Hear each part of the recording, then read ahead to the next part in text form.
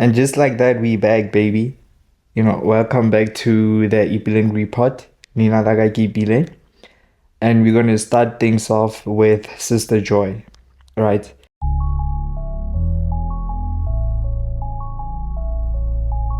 Yesterday, I was watching some of her content, and then, yeah, no, the video that I watched was very interesting.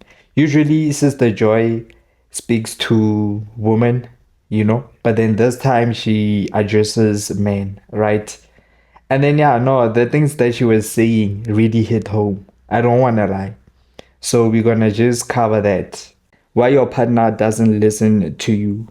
Your words are very weak. That's why your woman doesn't listen to you. That's why she doesn't listen to you, because there is no compelling power.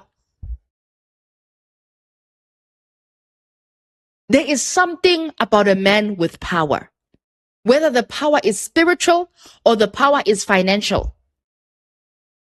Because there are some men who don't have financial power, but they have spiritual power, but they can still have people listen to them, because power is a currency.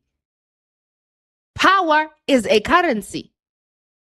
So you have to understand that sometimes the reason why the woman doesn't listen to you is because you don't have power. Somebody needs to tell you this.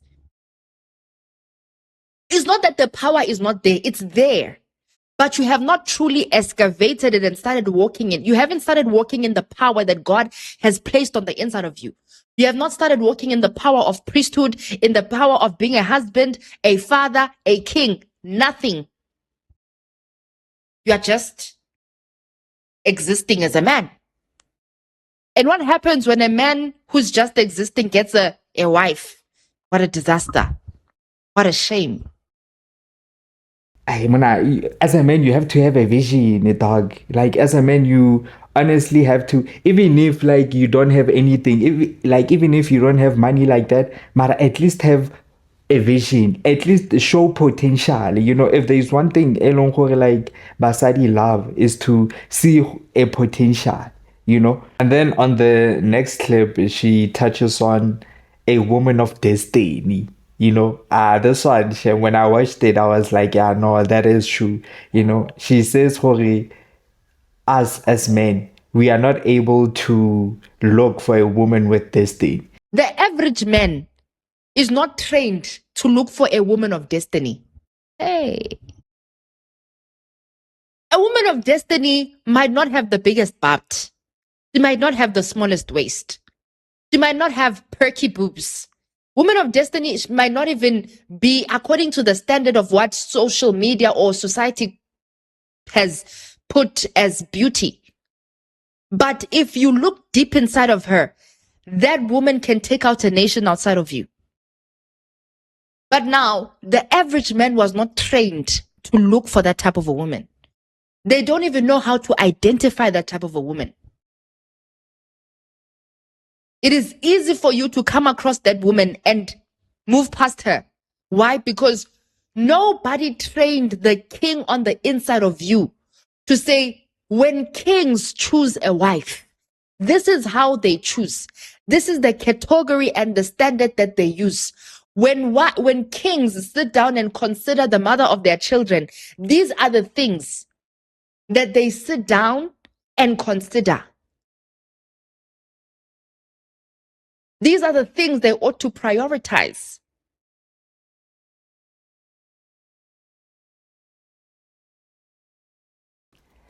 Sister Joy, where do we find a woman of destiny? I think that's the biggest thing. Where do we find these people? Because you're gonna say church, maraha. Out now we know the honest truth about the church girls.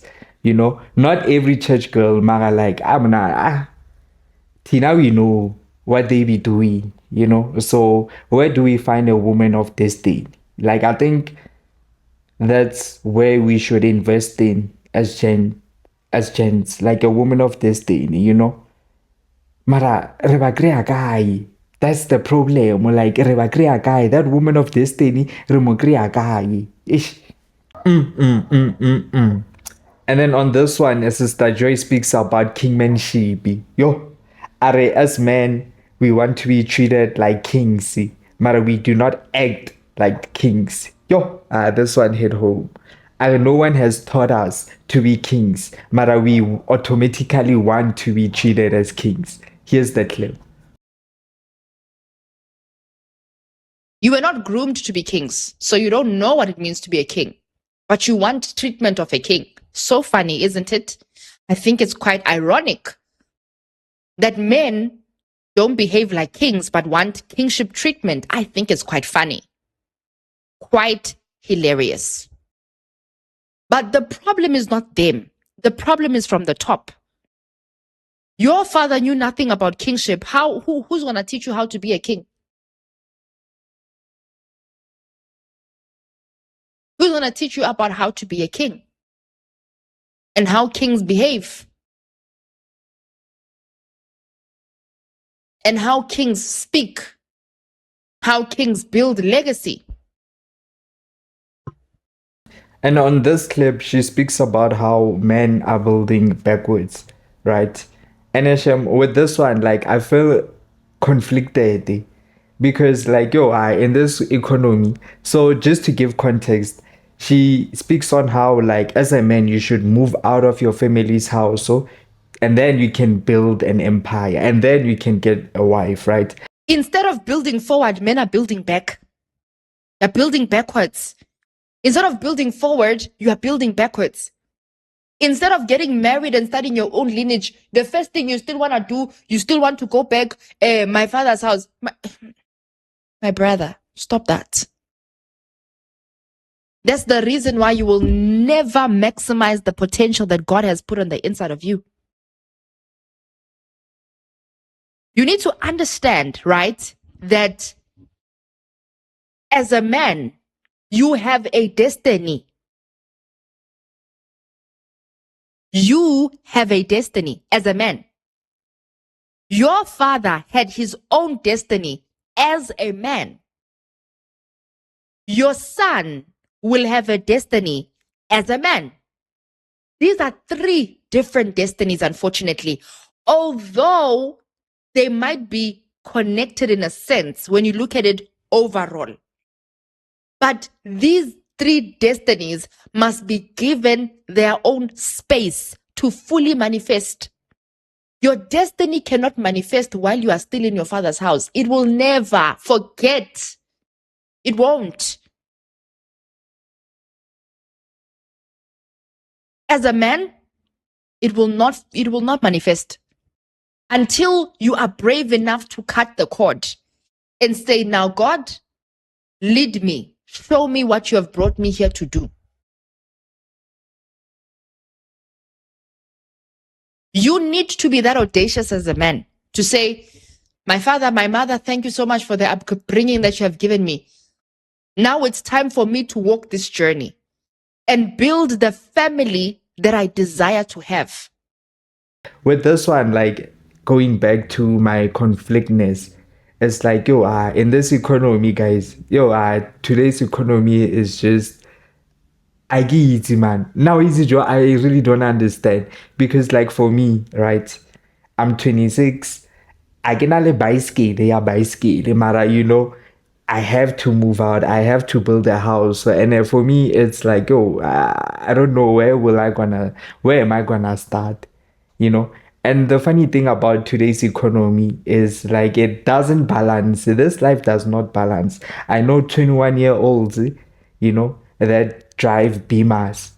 I know 31-year-olds that still live with their parents. So this economy, guys, we don't know what's going on. Sister Joy Are, as a man, if the only thing you are providing for is money, then you are in trouble, right? She comes in with a different view because you know how today's society just wants provision. Indoda must. Got like in this society, as a man, if you do not have money, then you are treated as less. Mara Ene, she comes in with a different kind of view to say, hore, like, money is not the only thing that you should provide for. There's financial power and then there's spiritual power. Money is one of the least things you should be providing as a man. Number one. Money can be replaced. Women can generate money for themselves. So if money is the only thing you have to offer me as a man, you're in trouble, bro. You are so in trouble. If you cannot give me direction as to where we are going, you cannot give me the time frame. Men have been trained to become so ambiguous. You are so ambiguous about life.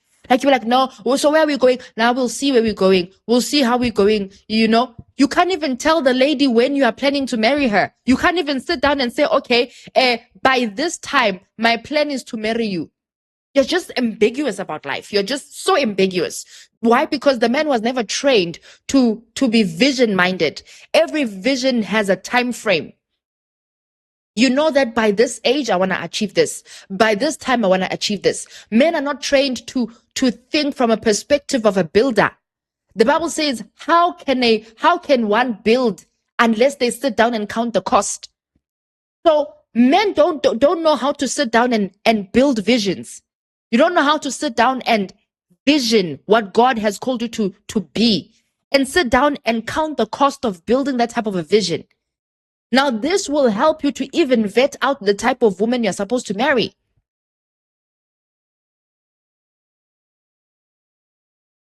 You can't be ambiguous about life. You can't afford to be ambiguous. There's nobody that builds a legacy based on being ambiguous. There's no time frame. There's no timeline. You're taking life as it comes. How are you a king? How are you a king when you are functioning like that? No direction whatsoever.